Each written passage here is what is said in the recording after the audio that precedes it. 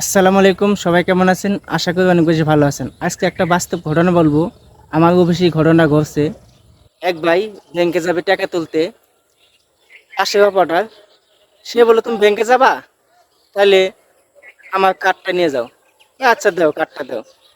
সে কার্ডটা নিছে, আরেকটা অপারেটরের কাছে তার কার্ডটা নিছে। নেওয়ার পরে সে ব্যাংকে গেছে, 10টা বাজে গেট পাস নিয়ে গেছে। তারপরে সে টাকা তুলছে। সে ভাই 20,000 টাকা তুলতে দিছে, আর আরেকটা ভাই 13,000 টাকা তুলতে দিছে। তাহলে হইলো 33,000 টাকা, আর তার বেতন হলো 30,000 টাকা। তাহলে 63,000 টাকা, 63,000 টাকা তুলছে। তোলার পরে সে 10টা বাজে গেট পাস নিচ্ছে, 2 ঘন্টা 1 ঘন্টা হয়ে যায়, আসে না। ভাবছে হয়তো লাঞ্চে পরে আসবো। তারপরে ফোন দিছে, ফোন ধরে না, ফোন বন্ধ। তারপর চিন্তা লেগে গেল, লোকটা কেন আসে না, কি হয়েছে? এতবার ফোন দেয়, ফোন ঢোকে না। তারপরে ফোন ঢুকোই না। তারপর 3টা বাজে আরেকটা মেসেজ চাইছে, পরে তুলছিল 21,000 টাকা। তাহলে বুঝেন, 20,000 তুললো একবার, একবার 13,000, আর 30,000, আবার 21,000, কয় টাকা হইলো?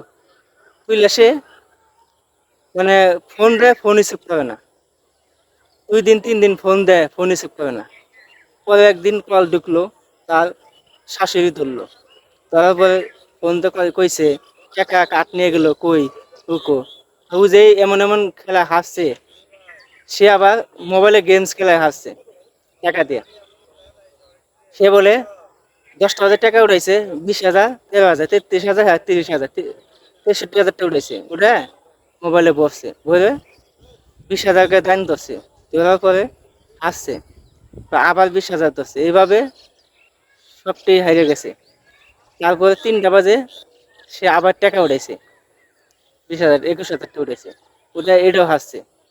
তাহলে বুঝেন, গেম খেলা এমন একটা গেম খেলা, আর মানসিক বিশ্বাস কিভাবে করবেন?